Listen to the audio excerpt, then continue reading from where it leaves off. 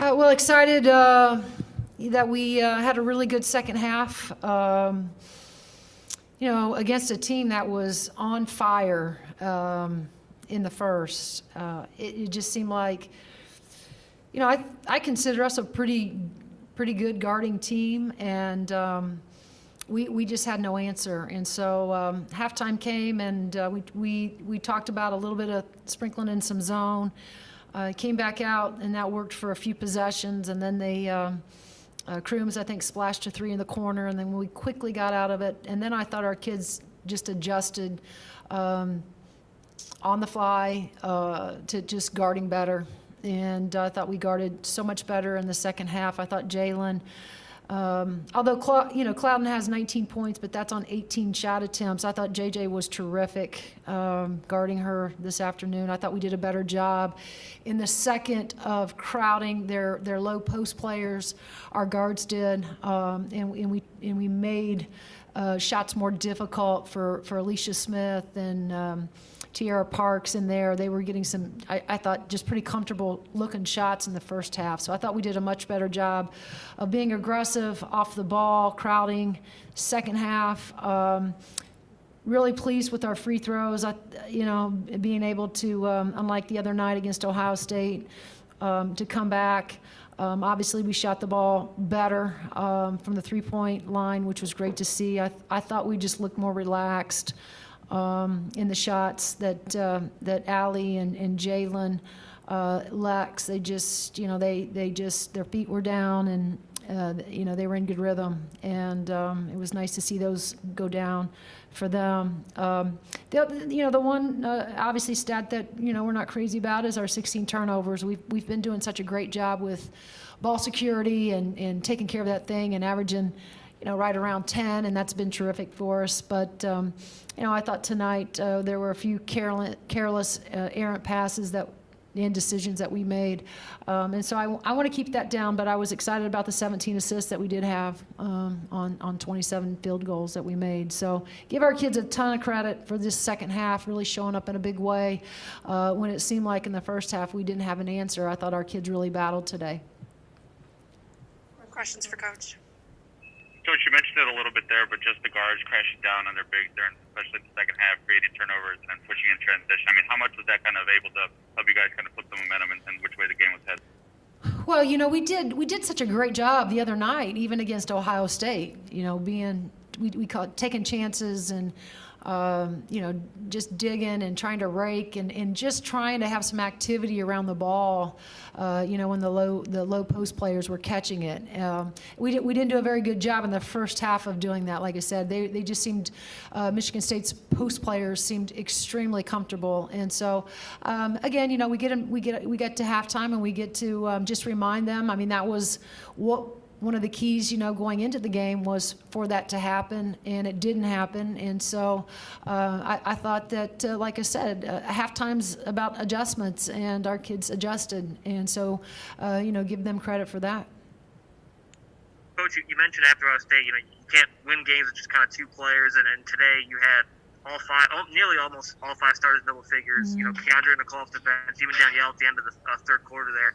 I guess just how pleased with you kind of the overall contributions from the entire team today? Well, I'm just happy for our kids, The other night it just seemed like, especially in that fourth, that we just couldn't get a shot to go down, and nothing offensively was easy for them. So I'm excited for each of them individually, the shots that they took, the shots that went down for them. I will say this, even though the five starters, I thought Key came in, gave us great minutes. KB was great. I thought Nikki came in and was really good in her 11 minutes, almost 12 minutes of play. And then, I thought, like I said, Danny, came in and she gave us 2 minutes, but a really good defensive stop, and then goes down and gets her a layup in transition. So, our bench was really good tonight as well. So, when you have your starters being able to score and there's balance there, and then you have help from your bench because you can rest some of those guys, the ones that you rely on to for your production, that's a good thing. And so, I was really pleased with the help that our starters got from those guys off the bench tonight.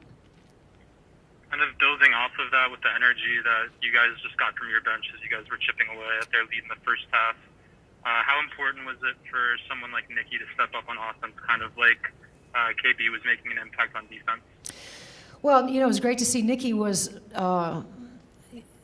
not very good the other night in a lot of ways, and so it was, I thought, imperative for her to bounce back and not only be able to be efficient offensively and another score on the floor, but also for her to to have to guard. And I thought that we talk about bounce back ability after coming up short, and I was really eager, not anxious, eager, just to see. I hadn't seen Nikki be able to how she was going to respond, from playing so poorly the game before, and we haven't been in that scenario yet.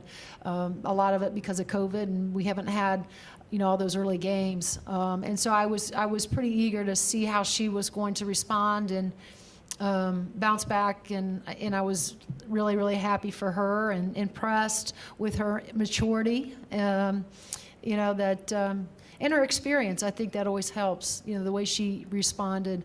And then KB, she came off, didn't even practice yesterday. KB has been nursing a hip, a little bit of a hip issue right now, and so we didn't even know if she was going to be available today to play, and she gets in here this morning and does a couple rounds of recovery and treatment with Robert, and goes through a walkthrough and feels good. But it was really going to come down to when she got inside the game, how she felt. And then here you see a kid that didn't practice yesterday, wasn't sure we were going to play her or if she was going to be able to go, and she takes 2 huge charges. And again, just a selfless young lady that wants to help her team in any way she can, and she is terrific when she's on the bench with her energy. She's terrific on the floor with her energy that she provides. And so I'm never surprised by what she has been able to provide for this basketball team when she comes off the floor. She's always going to be in a situation offensively where she's going to set screens and rub screens, and she has a really high IQ. So she's always doing something. She's always actively, whether it's on the offensive end and on the defensive end, with her voice and understanding coverages and what we're trying to do. And so for our freshman, she's been very impressive. Coach, this game was identical to the Big Ten opener against MSU last year, right down to the final score, I believe, assuming if they counted the last layup. In both games, you were down a few points at the half and then came out with huge second halves to particularly put it away in the fourth quarter. Is there something about Michigan State that makes them hard to solve initially, and some kind of trick you have for halftime adjustments that makes you have such big second halves? Well, I have no tricks, and it's always those players, they have to make adjustments.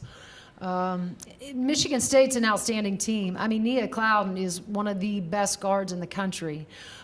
She is not easy to guard. I thought Crooms at times, in that first half, they just drove it at us, and we didn't have an answer. And so this is a terrific team, and we're going to have to go back up there at some point in February and play them again. And I think it's just two teams in the Big that have had battles in the past that have been well documented, and media talks about from the close games to the 4 overtime games. I just think that this is two teams that anytime that they're competing, it's always going to be one, competitive, but it always will go back and forth. I don't know that we'll ever, at least I hope we don't, play a game with them where either one of us can just run off with a win. And you're not going to do that in the Big, and you're not going to do that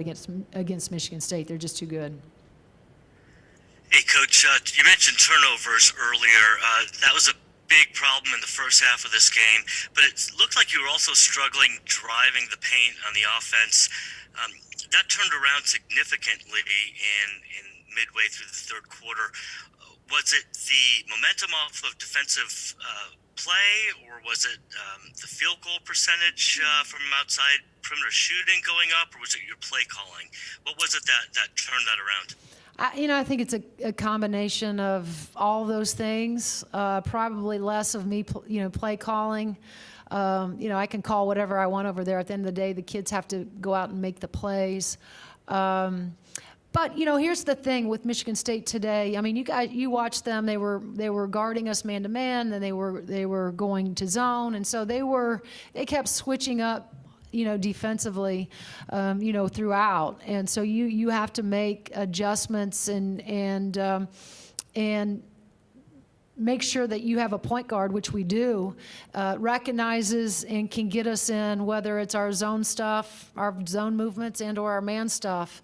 And so I think those two things were happening. And then you just have to have players that can go make plays, and we're fortunate enough that, Grace Berger on the open floor can go make plays, and Allie can go make plays. Jalen can go make plays. And then you have Mac, who's just really good, footwork wise, and is just, I think, a very difficult guard if you're going to guard her one-on-one. And so I think it was just a combination. We had to settle down. Now we still, had some, I thought, some careless, and some of it was, it looks like it's always the guards, whether or not Mac wasn't holding her seal long enough.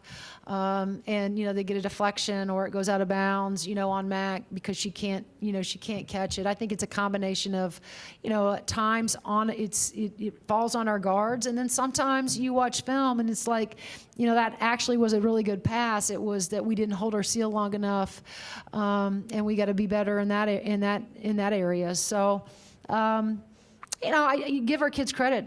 I think they just showed a tremendous amount of toughness tonight in that second half. They did. You get down and you come out and you're in the zone to try to, change things up. And they hit threes. They hit that three, and just like, okay, are we going to get them to a point where they're going to start missing any of these? And that's when I thought our kids just dug their heels into the floor and guarded. And I thought that made all the difference in that second half. Do you have anything else for Coach? Oh, I'm sorry. I have go ahead, one more, Megan. Thank you. A bit of a two-part question, but just kind of wanted to follow up on Keandra there. Allie had mentioned that before the game, she kind of went up to her and said, I want you to bring the energy, whether it's on the court or on the sideline. I mean, what does that say, one, about Keandra to kind of be able to take that challenge as a young player and show what she was able to do today? And on top of that, for Allie to be able to kind of step up as a leader and be willing to challenge some of the younger players? Well, it tells you exactly who Allie is. And I've said this before. She has a really good feel. She has a really good pulse on her teammates and what they bring, what roles, what their roles are, and how they can help our team. And so, I'm not surprised by Allie, pulling her aside and asking her to provide that. But I think on the flip side of that, you just have to give a kid like KB just, so much, just her selflessness. This kid wants to win. She wants to win more than anything, and she wants to help her team more than anything, and she's willing to do whatever you ask her to do and not bat an eye, and that's been a beautiful thing for us as her coaches. And I think, the other thing is special. There's not a lot of freshmen that would be willing to step up to that challenge, but Allie doesn't have to necessarily challenge her like that. KB does that naturally. She does it in practice. She does it in a game. She was doing it the other night. It doesn't matter where we are. One thing that you're going to get from KB, and that's energy on and off the floor. So I'm not surprised by either one of those things happening. They're two really, really good kids that want to do right and want to help us win. Coach, one more question for you. I asked Allie and Mackenzie the same thing, but this was the 800th win in program history. You've been here for a decent slice of those now. Just what does it mean to you on a personal level, and just as the head of this program, to get that 800th win? Oh, I didn't know that. I just think, again, it goes back to those players. We can say, we're over there on the sideline and we're the play callers, and what our jobs are is just to put them in positions and help them be successful day in and day out. And so I think it always comes back to your players and your program. And we've had a lot of really good ones, and we've had a lot of really good teams, a lot of really good leadership. And so I just think it's, it means a lot, but we have our sights always set so high in this program, and we continue to chase after a championship. We continue to chase after, the opportunity to be in the NCAA tournament and to make a deep run. And that's, what our program has been about. And but it always goes back to those players and our staff. I have these best staff in the country. And I've said that, and I'll keep saying it, as far as their preparation, as far as their work ethic, their time that they spend with these guys, their heart, all of it. And you don't get to those wins without those guys and especially, like I said, I've said it and I'll say it again. Those kids have to show up and want to work every day, and we've managed to find the right kids that really fit us in what we're trying to do here. Anything else for Coach? All right, thanks, Coach. Thank you, guys.